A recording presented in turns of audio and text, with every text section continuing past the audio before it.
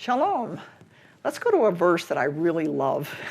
And I'm going to take you with me and show you why I love it. It's actually Romans 12:1. And we're going to look at how we are to be a living and holy sacrifice. So it says, and this is Paul talking, I urge you, brethren, and boy, that just tugs at my heart. I urge you, brethren, by the mercies of God, to present your bodies, three things. We have a living and holy sacrifice, acceptable to God, which is your spiritual service of worship. All right, what I want to do now is I want to take the living and holy sacrifice, because in ancient Israel, they had a sacrifice which was a dead sacrifice. It was a dead animal, and it was an unblemished animal as a substitute for the person who didn't want to give himself in death. So he gave an unblemished animal, but he had to come in an unblemished condition to give the unblemished animal, otherwise God would not accept it. So what I have actually here in the background, behind me, is the excavation of a temple area that has been uncovered at Tel Dan. And you remember that when the 12 tribes split and the 10 northern tribes went into the north, they created a center of worship at Dan, which is now, we can visit it at Tel Dan. And so it's a holy area.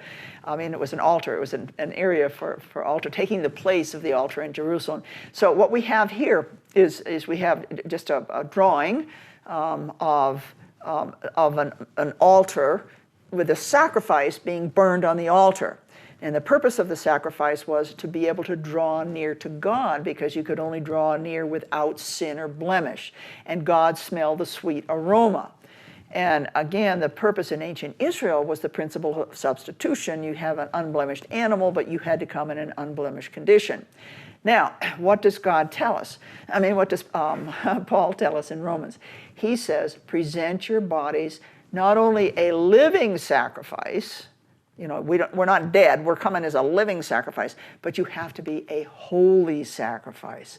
Now, in ancient Israel, of course, they brought an animal, and it had to be unblemished, it had to be holy. Well, we don't bring animals anymore. Who do we bring? We bring ourselves. So we come to God not as a dead sacrifice, but as a living sacrifice. But we must be in a holy and righteous condition. And how do we do that? Remember the story of Yeshua saying to Peter, follow me. And that's how we make ourselves, a holy sacrifice. Just follow the Lord Yeshua. Now, there's one more thing I want to show you in this teaching, which I think is really important. And we present our bodies a living sacrifice. A sacrifice means we have to give up something in order to serve. Well, what we give up is the ways of the world. And we do that in order to serve. And there's this wonderful, wonderful event that occurs that's recorded in the New Testament. And let me show you that. Because what Yeshua becomes the servant of his disciples.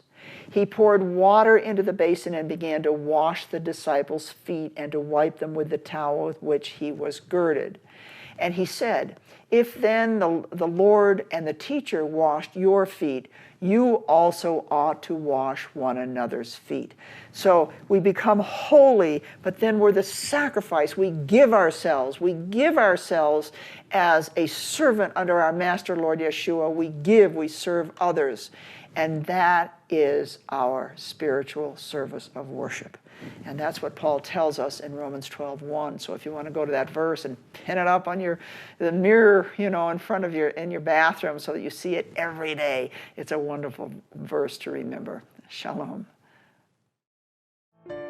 Bible Interact is a group of Bible scholars and biblical archaeologists who promote the Hebraic nature of Scripture and view the two Testaments as one unified message. They explain how they use a first-century approach to searching the Scriptures, and they share their methods and discoveries for discussion and dialogue. They invite your comments and participation on BibleInteract.tv.